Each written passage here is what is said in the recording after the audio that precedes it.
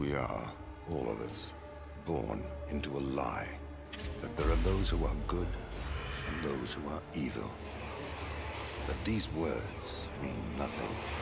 In truth, the only measure of a soul is the strength of their will. Welcome to the Swain Champion Spotlight.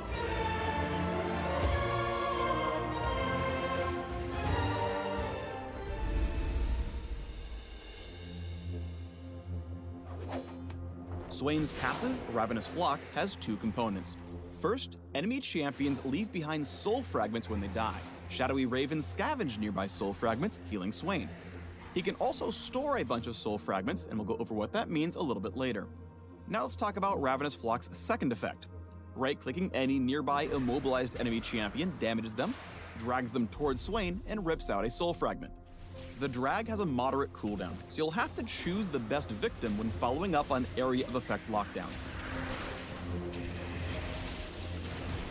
Swain's Q, Death's Hand, unleashes several bolts of Eldritch power in front of him, each damaging the first target struck. Multiple hits on the same target deal reduced damage beyond the first.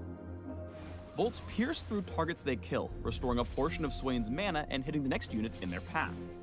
Take advantage of this in lane to shock your opponent through their low health minions, or refresh your mana pool wave clearing. Swain's W, Vision of Empire, opens a demonic eye at a target location, damaging and slowing all enemies in the area after a moderate delay. Champions hit by Vision of Empire take extra damage, grant Swain a soul fragment, and are temporarily revealed. Vision of Empire's range is freaking massive. It gives tons of versatility as a zoning, reconnaissance, and follow-up tool. It's up to you as a master tactician to figure out the best way to use it. It's typically not wave clear. Swain's E, Nevermove, projects his demonic hand forward, then calls it back, damaging everything it touches. Nevermove passes through enemies on the way out, but explodes if it hits something as it's returning. Targets caught in the explosion are rooted in addition to damage. Nevermove explodes if it hits any enemy on the way back, not just enemy champions. Keep an eye on what's behind your target, or you could end up rooting a minion or monster by mistake. Feels bad, Bird Dad. Watch for opportunities to follow up on Nevermove with your other abilities. Pull your opponent in with Ravenous Flock's right click, then drop a 5-finger Death's Hand for tons of damage. Once you've got a grasp on Swain's kit, eyeball an opportunity to add Vision of Empire into the mix. Swain's ultimate, Demonic Ascension, invokes his full power, granting a big chunk of health on cast and draining life from the nearest enemies for an extended duration, prioritizing champions. When Demonic Ascension ends, either by running down the duration or by reactivating after draining enough health, Swain casts Demon Flare, the payoff for collecting all those soul fragments.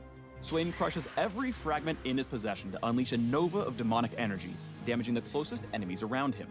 The nova's damage increases for each fragment consumed. Demon Flare is Swain's make or break moment in teamfights. Flash bombing the opposing backline is a play for the highlight reels when Swain does quick maths. But if you don't know 2 + 2 is 4, miscalculations will leave him stranded in the middle of a very angry enemy team with no access to his survival tools.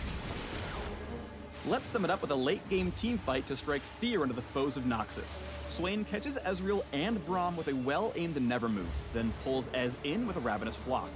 Ezreal tries to flash to safety but is winged by the far edge of Demon Flare. A few more pecks murder Braum, bringing the teamfight to a tidy conclusion. Thanks for watching the Swain Champion Spotlight. Click these links for more intel on the Noxian Grand General.